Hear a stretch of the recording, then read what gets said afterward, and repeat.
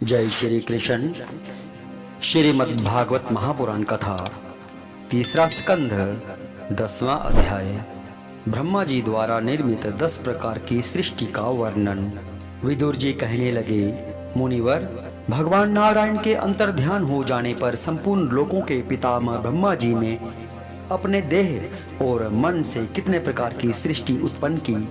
भगवान, इनके सिवा मैंने आपसे और जो जो बातें पूछी उन सब का भी क्रमशः वर्णन कीजिए और मेरे सब संशयों को दूर कीजिए, क्योंकि आप सभी वहुज्ञों में श्रेष्ठ हैं। सूत जी कहते हैं, शौनक जी, विदुर जी के इस प्रकार पूछने पर मुनिवर मैत्रेय जी बड़े प्रसन्न हुए और अपने हृदय में स्थित उन प्रश्नों का इस प्रकार उत्तर देने लगे। श्री मैत्रेय जी ने कहा, अजन्मा भगवान श्री हरि ने जैसा कहा था, ब्रह्मा जी ने भी उसी प्रकार चित्त को अपने आत्मा श्री नारायण में लगाकर 100 दिव्य वर्षों तक तप किया। ब्रह्मा जी ने देखा कि प्रलय कालीन प्रबल वायु के झंकोरों से जिससे वे उत्पन्न हुए हैं तथा जिस पर वे बैठे हुए हैं वह कमल तथा जल कांप रहे हैं। प्रबल तपस्या और हृदय में स्थित आत्मज्ञान से उनका विज्ञान बल बढ़ गया और उन्होंने जल के साथ वायु को पी लिया। फिर जिस पर स्वयं बैठे हुए थे उस आकाश व्यापी कमल को देखकर उन्होंने विचार किया कि पूर्व कल्प में लीन हुए लोकों को मैं इसी से रचूंगा। तब भगवान के द्वारा सृष्टि कार्य में नियुक्त ब्रह्मा जी ने उस कमल कोश में प्रवेश किया और उस एक के ही भू भुवः स्वः ये 3 भाग किए। यद्यपि वह कमल इतना बड़ा था कि उसके 14 भुवन या इससे भी अधिक लोकों के रूप में विभाग किए जा सकते थे। जीवों के भोग स्थान के रूप में इन्हीं 3 लोकों का शास्त्रों में वर्णन हुआ है, जो निष्काम कर्म करने वाले हैं। इन्हें महा तपः जनः और सत्य लोक रूप ब्रह्म लोक की प्राप्ति होती है। विदुर जी ने कहा, ब्राह्मण, आपने अद्भुत कर्मा विश्व रूप श्री हरि की जिस काल नामक शक्ति की बात कही थी, प्रभु उसका कृपया विस्तार पूर्वक वर्णन कीजिए। श्री मैत्रेय जी ने कहा, विषयों का रूपांतर अर्थात बदलना ही काल का आकार है।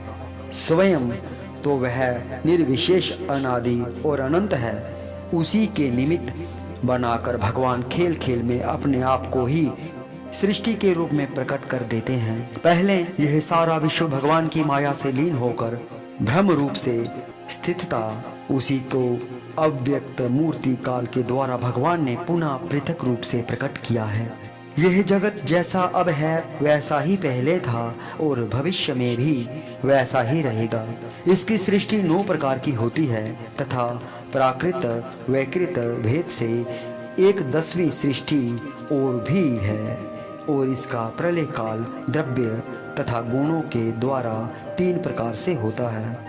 अब मैं पहले 10 प्रकार की सृष्टि का वर्णन करता हूँ। पहली सृष्टि महतत्व की है। भगवान की प्रेरणा से सत्वादि गुणों में विषमता होना ही इसका स्वरूप है। दूसरी सृष्टि अहंकार की है, जिससे पृथ्वी आदि पंचभूत एवं ज्ञानेंद्रिय और कर्मेंद्रिय की उत्पत्ति होती है। तीसरी सृष्टि भूत सर्ग है, जिसमें पंच महाभूतों को उत्पन्न करने वाला तन्मात्र वर्ग रहता है। चौथी सृष्टि इंद्रियों की है, वह ज्ञान और क्रिया शक्ति से संपन्न होती है। 5वीं सृष्टि सात्विक अहंकार से उत्पन्न हुए इंद्रिय अधिष्ठाता देवताओं की है। मन भी इसी सृष्टि के अंतर्गत है। 6ठी सृष्टि अविद्या की है। इसमें तामिश्र, अंधतामिश्र, तामा, मोह और महामोह ये 5 गांठें हैं। यह जीवों की बुद्धि का आवरण और विशेष करने वाली हैं। यह 6 प्राकृत सृष्टियां हैं। अब वैकृत सृष्टियों का भी विवरण सुनो। जो भगवान अपना चिंतन करने वालों के समस्त दुखों को हर लेते हैं, यह सारी लीला उन्हीं श्री हरि की है। वे ही ब्रह्मा के रूप में रजोगुण को स्वीकार करके जगत की रचना करते हैं।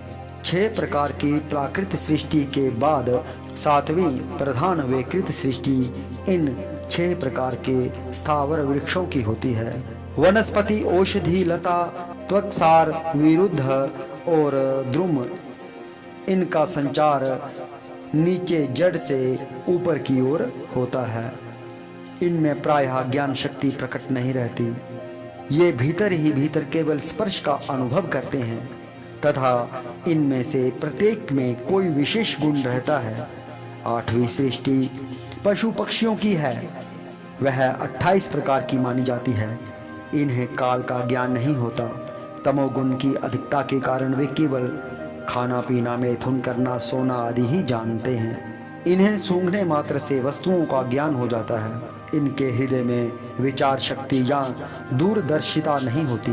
इन त्रिलोकों में गो, बकरा, भैंसा, कृष्ण, मृग, सुअर, नीलगाय, रुरु नामक मृग, भेड़, ऊंट, ये द्विशफ अर्थात 2 खुरों वाले पशु कहलाते हैं। गधा, घोड़ा, खच्चर, कोम, गोर मृग, शरफ और चमरी, ये 1 शफ अर्थात 1 खुर वाले हैं। अब 5 नख वाले पशु पक्षियों के नाम सुनो।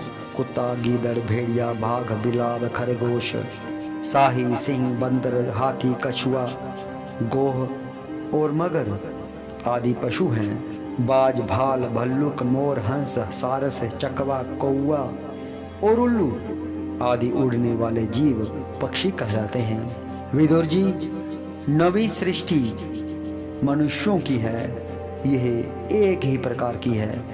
इसके आहार का प्रवाह ऊपर मुंह से नीचे की ओर होता है। मनुष्य रजोगुण प्रधान, कर्मपरायण और दुख रूप विषयों में ही सुख मानने वाले होते हैं। स्थावर, पशु पक्षी और मनुष्य, ये तीनों प्रकार की सृष्टियां तथा आगे कहा जाने वाला देव सर्ग विकृत सृष्टि है तथा जो महतत्वादि रूप वैकारिक विदेव सर्ग है, इसकी गणना पहले प्राकृत सृष्टि में की जा चुकी है। इनके अतिरिक्त सनत कुमार आदि ऋषियों का जो कुमार सर्ग है वह प्राकृत वैकृत दोनों प्रकार का है। देवता, पितर, असुर, गंधर्व, अप्सरा, यक्ष, राक्षस, सिद्ध, चारण, विद्याधर, भूत, प्रेत, पिशाच और किन्नर, किम पुरुष, अश्वमुख आदि भेद से देव सृष्टि 8 प्रकार की है। विदुर जी, इस प्रकार जगतकर्ता श्री ब्रह्मा जी की रची हुई यह 10 प्रकार की सृष्टि मैंने तुमसे कही। अब आगे मैं वंश और मनमंत्रादि का वर्णन करूंगा। इस प्रकार सृष्टि करने वाले सत्य संकल्प भगवान हरि ही ब्रह्मा के रूप में प्रत्येक कल्प के आदि में रजोगुण से व्याप्त होकर स्वयं ही जगत के रूप में अपनी ही रचना करते हैं। जय श्री कृष्ण।